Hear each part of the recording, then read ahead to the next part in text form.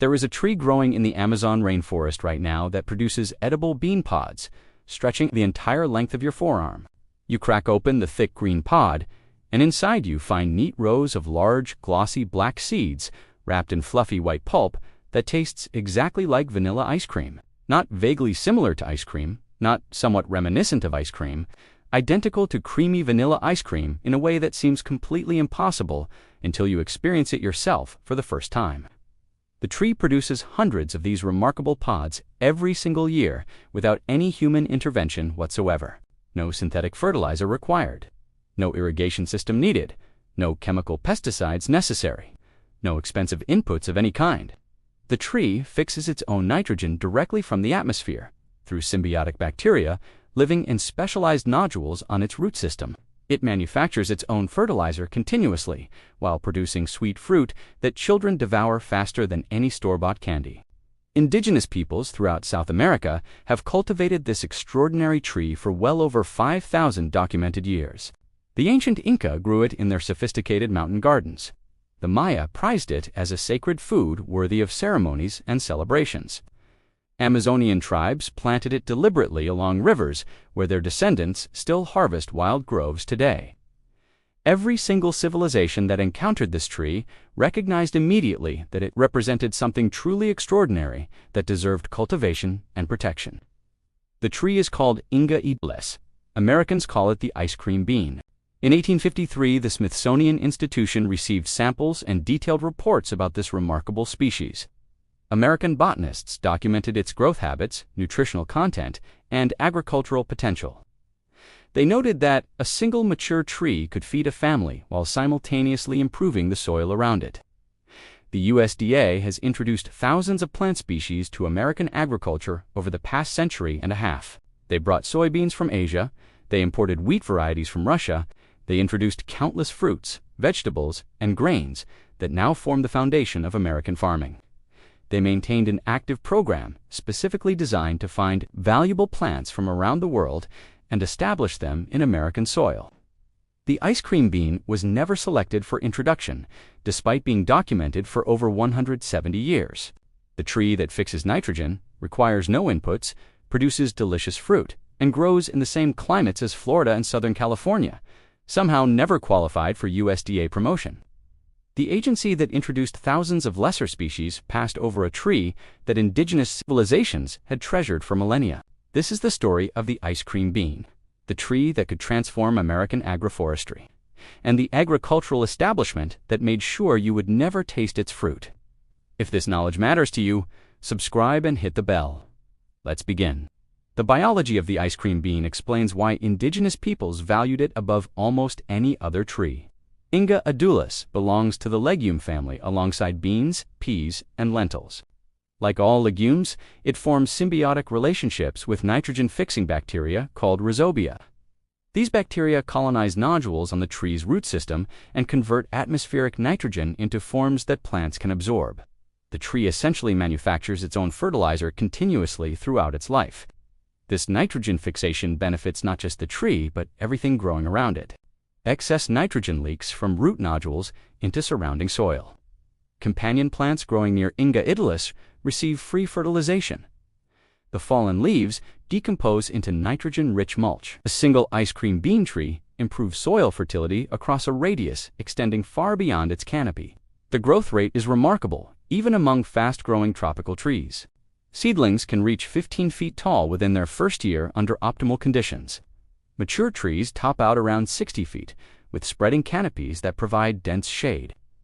The speed allows farmers to establish productive trees within 2 to 3 years of planting, rather than waiting decades. The pods themselves are botanical marvels of natural engineering. Each mature pod measures between 1 and 2 feet long, roughly the length of an adult human forearm from elbow to fingertips. The thick green exterior provides protection for rows of seeds embedded in cottony white pulp called sarcoptesta. This remarkable pulp is the edible prize that gives the tree its evocative common name and the reason children across South America beg their parents to take them to Inga trees during fruiting season. The flavor genuinely and unmistakably resembles vanilla ice cream. Food scientists analyzing the chemical composition of the pulp have identified aromatic compounds that overlap significantly with natural vanilla flavor profiles. The pronounced sweetness comes from natural fruit sugars that concentrate during the ripening process. The creamy, smooth texture results from the unique fibrous structure of the Sarcatesta pulp. The combination of these elements produces a sensory experience remarkably close to frozen. Vanilla desert, despite being completely raw fruit, eaten straight from the tree without any processing whatsoever. Nutritional content adds practical value to the sensory pleasure.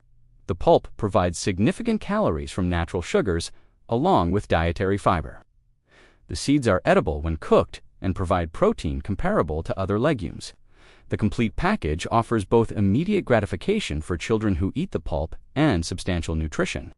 For families who process the seeds, the history of ice cream bean cultivation stretches back to the earliest South American civilizations. Archaeological evidence confirms Inga cultivation in Peru, dating back at least 5,000 years. Ancient agricultural sites contain Inga seed remains alongside maize, potatoes, and other staple crops. The presence indicates that indigenous farmers valued the tree highly enough to include it in planned cultivation rather than simply harvesting wild specimens. The Inca Empire incorporated ice cream bean into their sophisticated agricultural systems.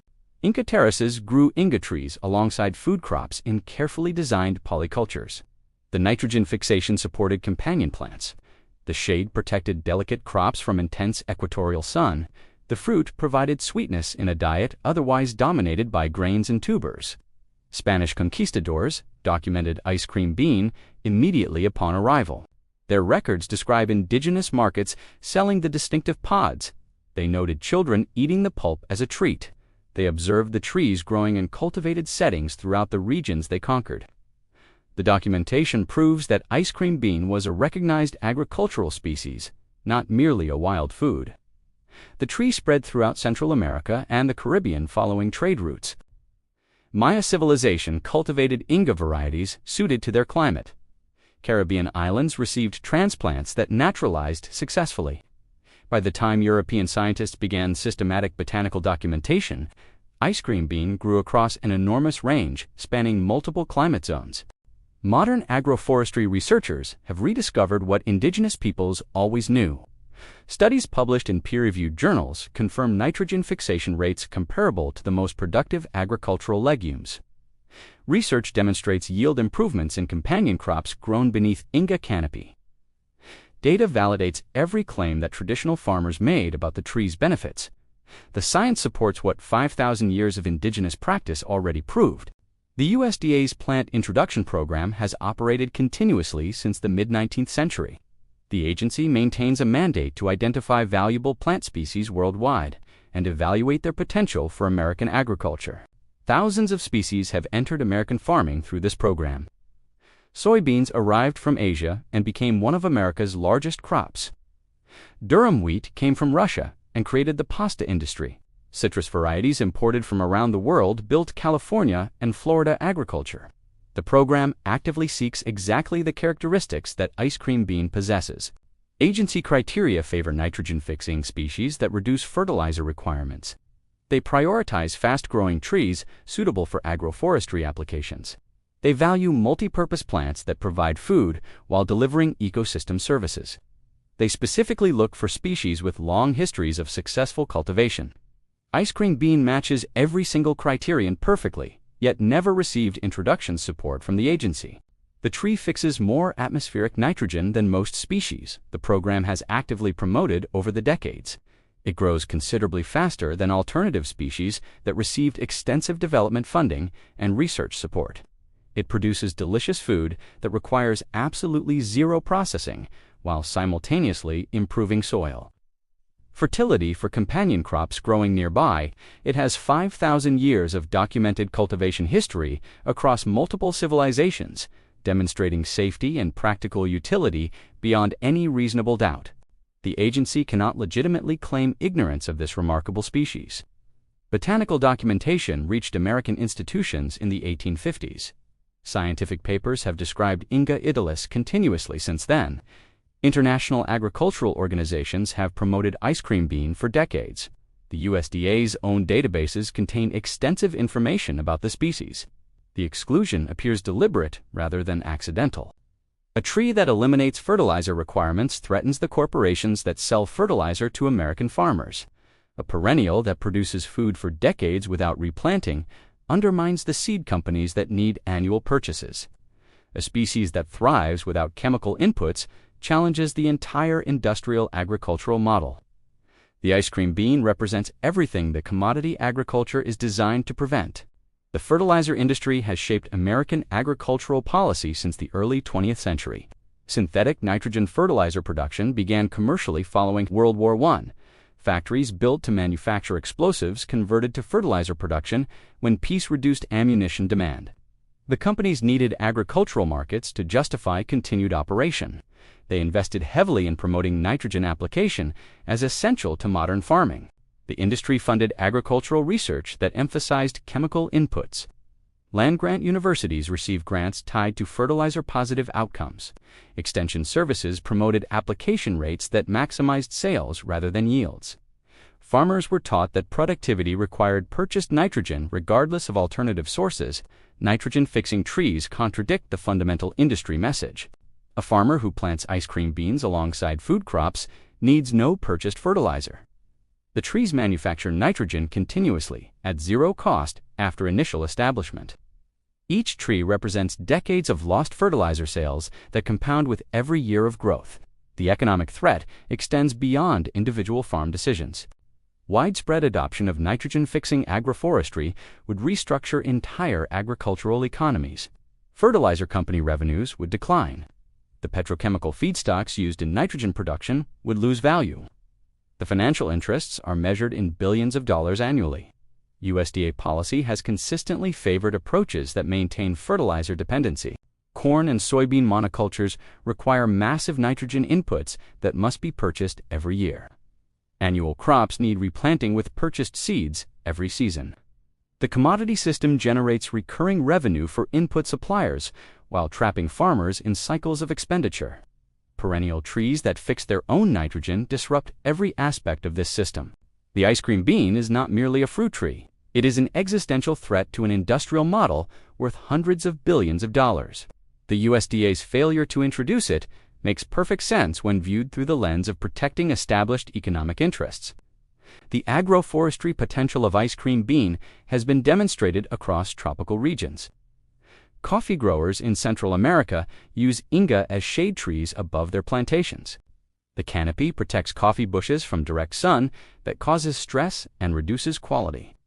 The nitrogen fixation eliminates fertilizer costs for the coffee beneath. The ice cream bean pods provide additional income or family food. The system produces better coffee at lower cost while generating bonus yields.